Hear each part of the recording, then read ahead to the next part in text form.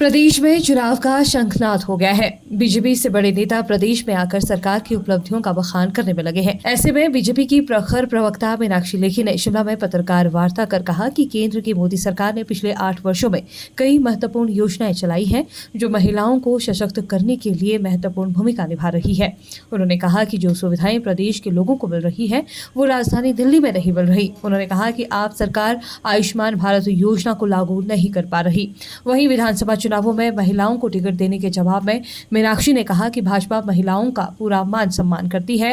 उन्होंने कहा कि महिला होने के नाते ही किसी को टिकट नहीं दिया जा सकता। राजनीति में जो भी महिलाएं जीत की क्षमता रखती हैं, उन्हें टिकट दिया जाएगा। हमारे से जो अमीर देश थे, वहां पर भी आज तक डेड बॉडीज का डिस्पोजल नहीं हुआ, लेकिन हमारे देश में बावजूद मुश्किल के उन सब चीजों से हम लोगों ने सबका साथ, सबका विकास और सबके प्रयास से वो सब चीजें संभव हो पाई हैं। वैक्सीन हवा में नहीं बनती।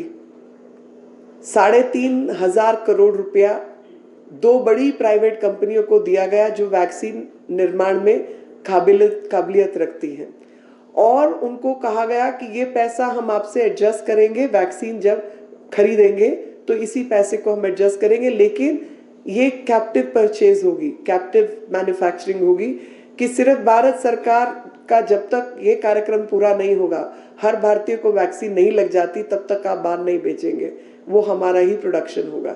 इस गारंटी के साथ अगर भारत ने अपनी वैक्सीन बनाई, तो भारत ने अपने वैज्ञानिक कल्चर का एक परिचय दिया कि विज्ञान में हम लोग कितना आगे हैं और हमारी क्या ताकत है। साथ ही एक वैक्सीन की कीमत अंतरराष्ट्रीय बाजार में 3200 से लेकर 3800 से लेकर 5200 रुपए तक की है।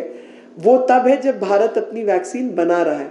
सोचिए 120 करोड़ के लोगों के लिए जो जरूरत की वैक्सीन है, हमने नहीं बनाई होती तो एक वैक्सीन डोज की कीमत 50-50 हजार, 1-1 लाख होती, क्योंकि सब पे ब्लैक चल रही होती, और कौन क्या खाता और कौन क्या लगाता, और देश का कितना पैसा विदेशों में जाता, वो एक अलग दिक्कत थी। इन सब से निजात दिलाने के लिए एक हमें नेतृत्व चाहिए था प्रधानमंत्री जी के रूप में, जो देश की जनता ने सौंपा, और उन्हीं के दिखाए रास्ते पर जयराम ठाकुर जी ने अपने प्रदेश में काम किया।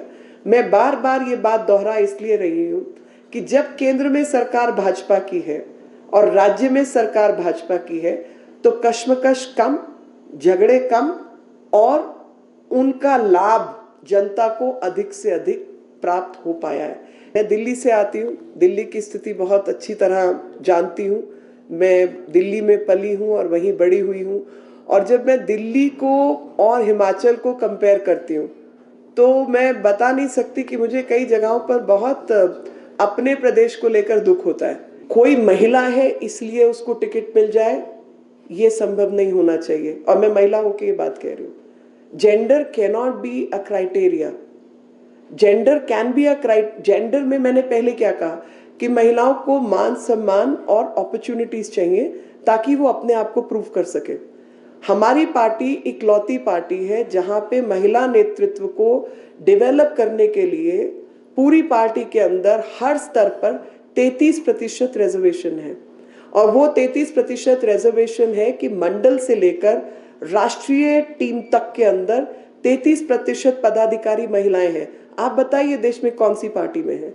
और इसके पीछे जो मानसिकता है, वो मानसिकता यही है कि महिला नेतृत्व को जागृत किया जाए और महिला नेतृत्व को सक्षम बनाया जाए।